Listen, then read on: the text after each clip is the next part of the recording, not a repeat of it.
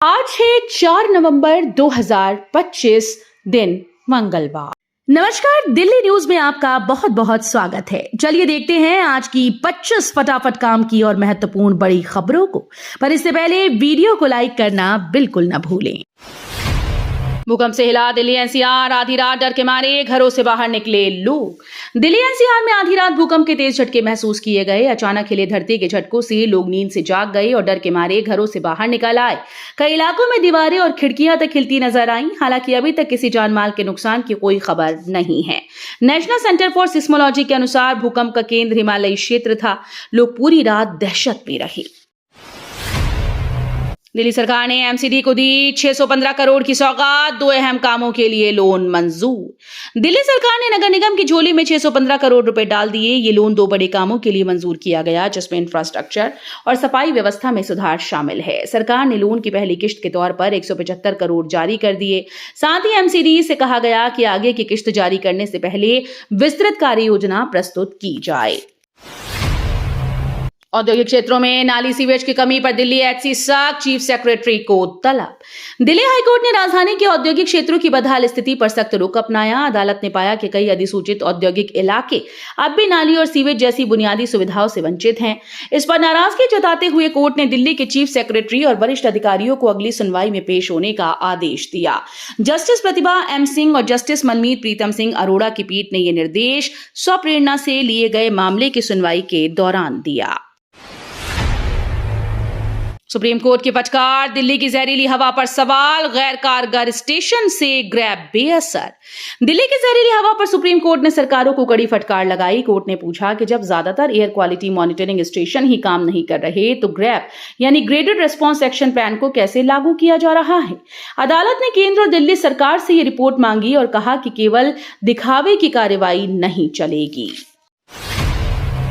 दिल्ली में कांग्रेस बांटेगी मास्क, प्रियंका गांधी ने की पॉल्यूशन के खिलाफ सहयोग की अपील। दिल्ली में बढ़ते पॉल्यूशन के बीच कांग्रेस ने राजधानी वासियों को मुफ्त में मास्क बांटने की घोषणा की। ये कदम प्रियंका गांधी की उस अपील के बाद उठाया गया जिसमें उन्होंने प्रधानमंत्री मोदी और मुख्यमंत्री रेखा से मिलकर प्रदूषण से निपटने का आह्वान किया था।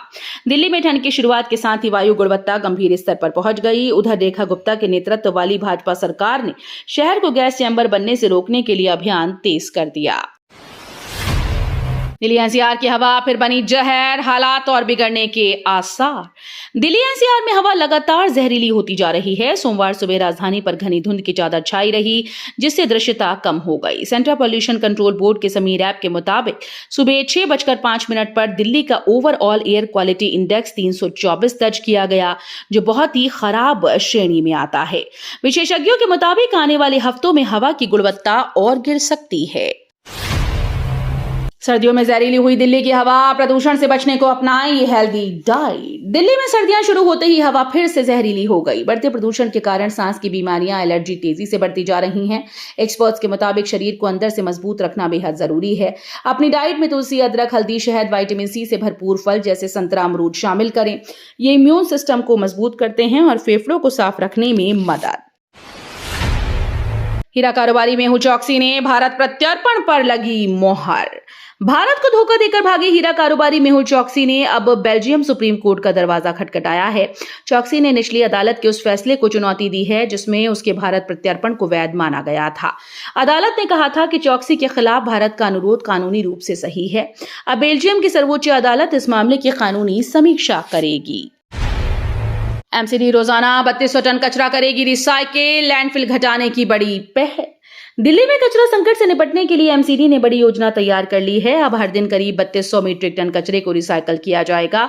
इसके लिए निगम जल्द प्रस्ताव पेश करेगा। इस कदम से गाजीपुर, भलसवा, ओखला जैसे लैंडफिल साइट्स का बोझ काफी कम होगा। नई तकनीक और प्राइवेट एजेंसीज की मदद से प्लास्टिक, मेटल और गत्ते जैसी चीजें दोबारा इस्तेमाल होंगी। आईटीआई बस स्टैंड निर्माण को मिली 24.77 करोड़ की मंजूरी, 2 साल में पूरा होगा काम। आईटीआई बस स्टैंड के निर्माण को सरकार ने 24.77 करोड़ रुपए की मंजूरी दे दी है।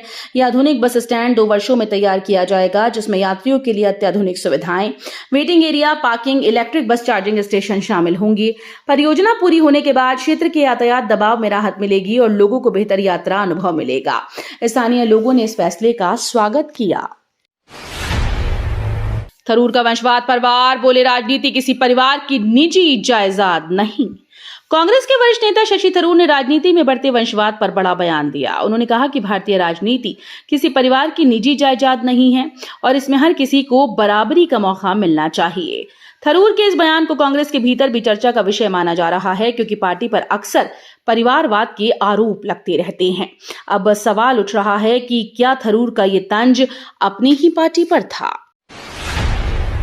दिल्ली दंगा मामले में सुप्रीम कोर्ट ने अगली सुनवाई की तारीख तय की।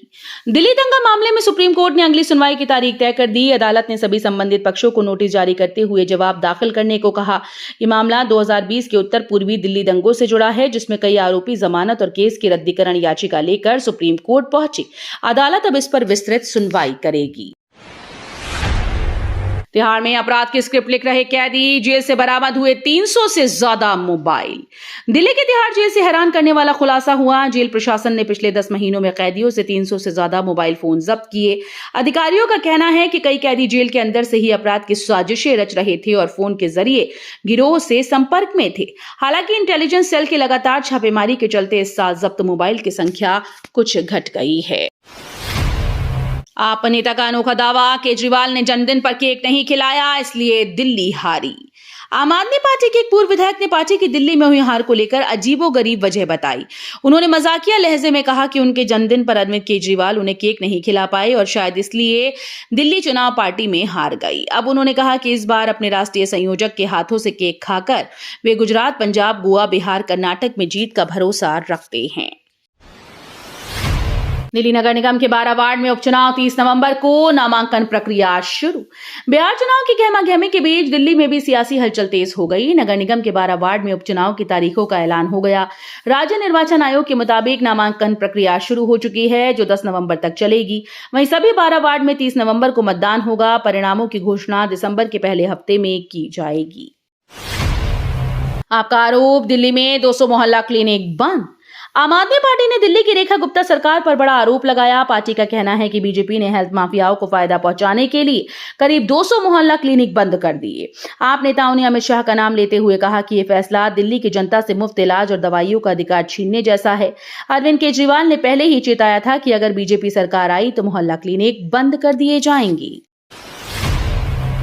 नोएडा में सेप्टिक टैंक हादसा, 2 सगे भाइयों की मौत, एक युवक की हालत गंभीर। दिल्ली एनसीआर के नोएडा से एक दर्दनाक हादसे की खबर है। यहां एक घर के सेप्टिक टैंक में गिरने से 2 सगे भाइयों की मौत हो गई, जबकि एक अन्य युवक की हालत नाजुक बताई जा रही है। हादसे के बाद परिवार में कोहराम मच गया और आसपास के इलाकों में अफरा तफरी का माहौल है। सूचना मिलते ही पुलिस टीम मौके पर पहुंची और शवों को पोस्टमार्टम के लिए भेज दिया। चुनावी सभा में पीएम मोदी बोले, राजद कांग्रेस को कट्टा और कट्टरपंथी ही पसंद। प्रधानमंत्री नरेंद्र मोदी ने कहा कि जनता राजनीति की पारखी है। जो कहा जाता है कि जनता उससे आगे की बात समझ जाती है। आप राजद और कांग्रेस के पोस्टर्स को जरा देखिए। जो वर्षों तक मुख्यमंत्री रहे, जो जंगल राज लाए, उनकी तस्वीरें पोस्टर से गायब हैं। अगर कहीं हैं तो पोस्टर के कोने में एक छोटी सी तस्वीर है। 8वीं 10वीं 12वीं पास युवाओं के लिए टेरिटोरियल आर्मी में भर्ती शुरू। सेना में शामिल होने का सपना देखने वाले युवाओं के लिए शानदार मौका है। टेरिटोरियल आर्मी रैली 2025 के तहत 1529 पदों पर भर्ती का नोटिफिकेशन जारी किया गया। इस भर्ती के लिए 8वीं 10वीं 12वीं पास उम्मीदवार आवेदन कर सकते हैं। चयन प्रक्रिया ऑफलाइन रैली के माध्यम से पूरी की जाएगी। आवेदन की शुरुआत 15 नवंबर से होगी और 15 दिसंबर 2025 तक आवेदन किए जा सकेंगे। सैन फ्रांसिस्को से दिल्ली आ रहे एयर इंडिया विमान में तकनीकी खराबी। सैन फ्रांसिस्को से दिल्ली आ रही एयर इंडिया की एक फ्लाइट में अचानक से तकनीकी खराबी आने से हड़कंप मच गया। विमान में मौजूदा यात्रियों की सुरक्षा को ध्यान में रखते हुए पायलट ने तुरंत आपात लैंडिंग की अनुमति मांगी। एयरलाइन के मुताबिक विमान को सुरक्षित लैंड करा लिया गया और सभी यात्री पूरी तरह से सुरक्षित हैं। तकनीकी जांच के लिए इंजीनियर्स की टीम मौके पर भेजी गई। एयर इंडिया ने कहा कि असुविधा के लिए यात्रियों को जल्द ही वैकल्पिक उड़ान दी जाएगी। डॉलर की मजबूती से गिरा सोना, दिल्ली में गोल्ड के दामों में आई नरमी। डॉलर के मजबूत होने से अंतर्राष्ट्रीय बाजार में सोने की कीमतों में गिरावट दर्ज की गई, जिसका असर दिल्ली में दिखा। राजधानी के सराफा बाजार में सोना करीब 400 रुपए प्रति 10 ग्राम सस्ता हुआ। वहीं चांदी की कीमतों में हल्की गिरावट देखी गई। विशेषज्ञों का कहना है कि डॉलर इंडेक्स में तेजी और विदेशी निवेशकों की बिकवाली के कारण गोल्ड के रेट में दबाव बना हुआ है। मौसम में बड़ा उलटफेर, इस बार देर से आएगी सर्दी, नवंबर में नहीं गिरेगा पारा। दिल्ली एनसीआर समेत उत्तर भारत में इस बार सर्दी कुछ हफ्ते देर से दस्तक देगी। मौसम विभाग के अनुसार नवंबर के पहले और दूसरे हफ्ते तक तापमान में खास गिरावट नहीं होगी। उत्तर पश्चिम हवाएं कमजोर हैं, मानसून के बादल अब भी असर दिखा रहे हैं। हालांकि नवंबर के अंतिम सप्ताह से पारा तेजी से नीचे जाएगा और दिसंबर की शुरुआत में ठंड का असर बढ़ेगा। यूक्रेन में फंसे भारतीय छात्र को जल्द वापस लाएं, दिल्ली हाईकोर्ट ने केंद्र को दिया आदेश।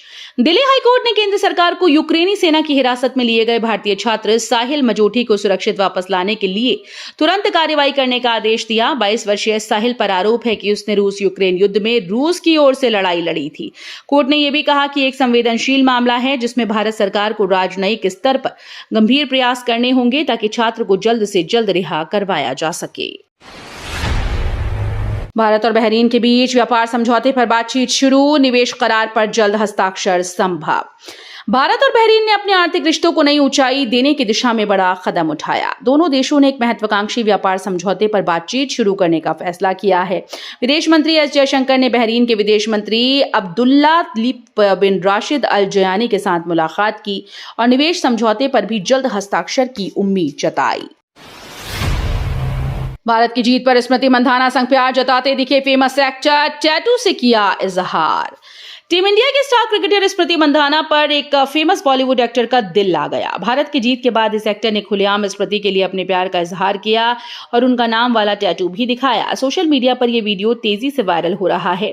फैंस अब कयास लगा रहे हैं कि क्या ये बॉलीवुड स्टार ही स्मृति मंधाना के दूल्हा बनने वाले हैं। तो ये थी आज की बड़ी खबरें। रोजाना ऐसे ही सबसे पहले अपडेट पाने के लिए चैनल को सब्सक्राइब करना बिल्कुल न भूलें। धन्यवाद।